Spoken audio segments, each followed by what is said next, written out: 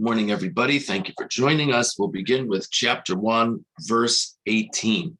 So Hashem has told Moshe that he should count Jews, and he's designated to him the heads of tribes who will accompany him as Moshe goes to count each of the tribes. And now in verse 18, it says, and they gathered up all the congregation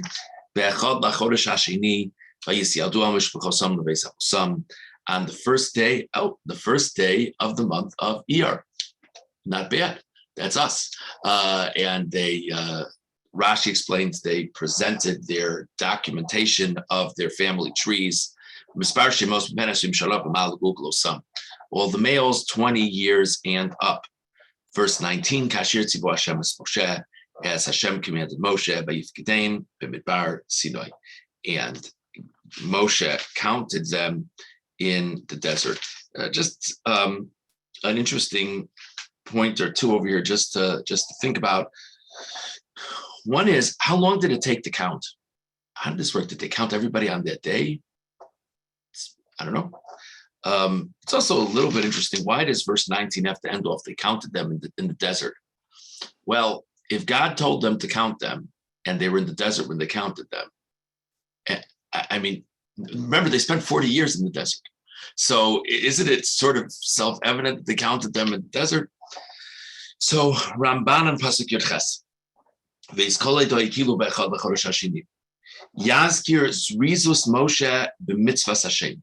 First of all, the reason why it's so valuable to say the date here is it's showing Moshe's tremendous diligence in fulfilling God's command. Ki b'yom hadibur, because on the very day that God spoke to him about this, Lokach Hanasiyim, he gathered up the heads of tribes, and he gathered up the people and he began counting them. Avalo nishlam haminyan b'yom echad. Says the Ramban, it's not like this was a one-day job. He began it on that day, and the Torah wants us to know how diligent he was, that he began the project on that very day. Says the Ramban, that's what it means in the next pasuk when it says he counted them in the desert. Lo bayom hahu. That he counted them in that place, but by emphasizing the fact that he counted them in that place, what it implies is same place, not necessarily the same time, or to say it differently, not the same date, because it was more than a one-day project. Just an interesting Ramban to think about. Okay, let's go on now to Pasuk Memhei, verse 45.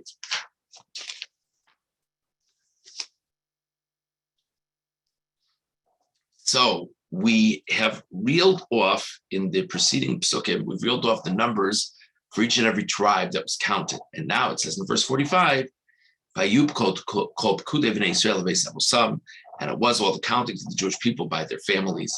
From 20 years and up, all those fit to be counted among Klal Yisrael. And the grand total was, in verse 46, 603,550.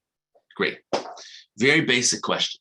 If the Torah tells me the numbers in each tribe, why does the Torah have to do the math for me to tell me the total number? Can I not do the math myself? Ramban on Pasuk Memhei. Vayub kol b'kudev b'nei Yisrael v'esavosam. Hutzrach hakasav lahagid mispar haklal achasheged hapratim. Ki nitzdav Moshe v'Aaron sheyedu mispar mifked ha'am. V'yedu mispar kol shevet b'shevet. Kichin derech hamlachim b'mnos ha'am. Says the Ramban, the reason why the Torah gives the total number is because the instructions to Moshe and Aaron were not only to know how many in each tribe, but also to appreciate the total numbers in the nation. Presumably, it's helpful to know in the breakdown how many is in each tribe, but presumably it's also helpful to know how many are total. I don't understand why God gave this instruction. Says the Ramban, I understand why it's important to know who falls under which tribe and give that clarification, because there was going to be a big deal. They were all going to reside by their relevant flags that represented their tribe. So there needs to be clarification. Who's from what family? But it's not clear, says the Ramban. Why do we need to know the number? You need to know who goes to which tribe. That I get. But why does the number matter? Maybe it's to show the kindness of God upon them. Because they were 70 when they went down to Egypt. And now look at how many they are. So many males aged 20 and up. And so the Ramban says perhaps that's the purpose of the count, just that they should all recognize as leaders, as a nation, the remarkable kindness of God that is bestowed upon them.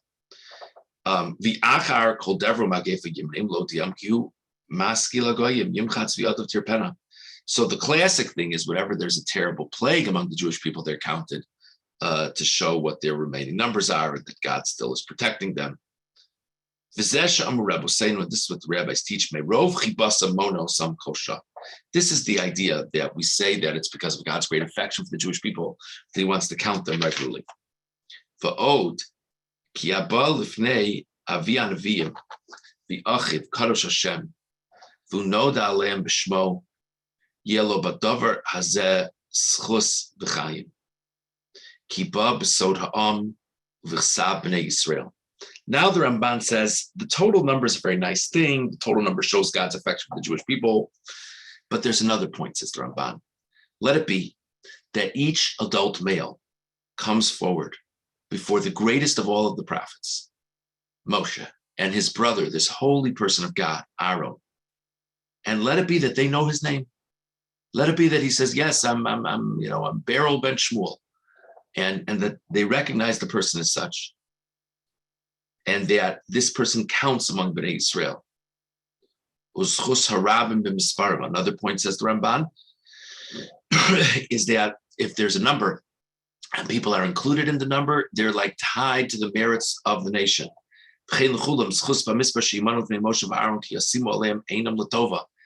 But it's more than just being a number. Moshe and Aaron, these great tzaddikim, look at a person and they smile upon the person and they bless the person. Yivakshu aleim rachamim. They say they beseech God that he should be merciful upon this person in front of them. Hashem lokei avosechem yosef aleichem. God, the God of our fathers, should add to your numbers. V'lo yamit misparchem, and should not take away from your numbers. V'ashkalim kofar nafshosechem. And the very half shekel that you're giving, with which you're being counted, is an atonement for you. These are all things that Moshe and Aaron are conveying to every person who comes before them, whether individually or collectively. Bamidbar Sinai Rabba Ra'isi came, Mispar Shemos the Google Osam, Amalak Baruch Hu Nosam, B'chavod U'gdula L'chol Echad V'echad. The Medrash says that we say in the pasuk that the people are counted by their heads. That God says to Moshe, you should count them in a way of great prominence for each and every one of them. Lo say Omer L'Rosh HaMishpacha. Don't say to the head of the family, Kama Mishpachtach. How many in yours? Kama Banim Loch. How many kids? Elakulim you over lefanecha. Let them all come before you. Be'ema v'chavod v'yatamon elsa. Let them all come before you with a sense of reverence and honor, and you'll count them. Perhaps, says the Ramban, this was normal for how governments would operate when they were going to go to war. They are going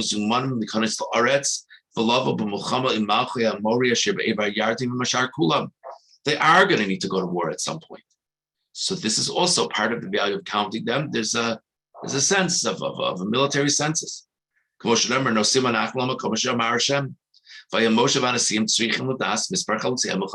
and the heads of tribe need to know how many soldiers they've got. They need to know the numbers of each tribe. It's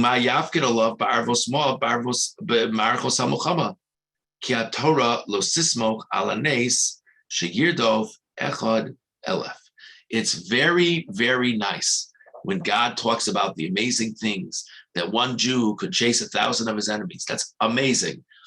That's not an operative approach for Moshe Rabbeinu and the heads of tribes. They have to have a practical approach for how they're going to fight, and they are going to need to fight. So part of knowing what they're going to do is knowing their numbers. Okay, so just to sum up this Ramban, he said a variety of things. One idea of the counting is it's just a way of showing God's tremendous affection for the Jewish people. One idea of the counting is to make each individual of Klal Yisrael feel like a special, unique individual who counts before Moshe and Aaron. And then another idea of the counting is maybe this is just purely military preparation. Verse 47, Val v'yim l'mateh avosam, lo haspaktu b'socham. The Levium were not counted at this juncture. So the other 12 tribes were counted, but not the tribe of Levi. Why was the tribe of Levi not counted? Says the Ramban on Pasuk Mem Zayin, Val v'yim l'mateh avosam lo haspaktu b'socham. Hine mitchila ra Moshe b'dato shlo limnos hasalviim. It was evident to Moshe from the beginning not to count the Levium. We're going to say that the Levium, it makes sense. The Levium stand apart. The Levium have a unique role. The way that they're counted is different. They're counted in a separate number. But how did Moshe know this? This was just a guess that Moshe made. In other words, God seems to confirm it later on. But how did Moshe know in the moment? We don't have a pasuk here that God tells Moshe, don't count the Levium. So the Ramban says they actually sort of do. Because God said to Moshe, V'itchem yiyu ish ish lamateh. When God says to count the tribes, he says each tribe, you should have the head of tribe with you when you count their tribe. Ki l'chol hamatos hanimnim yunisiei amimoyim, that each tribe that's counted, the heads of tribes should be with them. Bavur shlo nimnim levi nasi lo manosam. There wasn't, God goes through the heads of each tribe. This one from this tribe, this one from this tribe. He doesn't say anybody from Levi. So that's a pretty clear indicator that Levi's not supposed to be counted now. So Ramban says it might not be an explicit pasuk, but it's not that far off. So the one thing Moshe knows about Levium is they're not supposed to be counted right now. What he is supposed to do, he doesn't know. Vikasher hishlim kol hapkudim ba'am v'nasharu Levium levadam. Once all the numbers were counted up, not including the Levium, then God says, let me explain what's going on. I don't want the Levium counted among the rest of the Jewish people. The Yimna Osam Levadim, they should be counted separately, because they have this charge to have this special role with the Mishkan. But it's just an interesting shot from the Ramban, how Moshe knew in the first place to not count the people from Levi. So we had the Ramban discussing how long or how not long it took to do the counting. Also had the Ramban explaining what the values of these numbers altogether. We also had the Ramban explaining how Moshe knew not to count the tribe of Levi.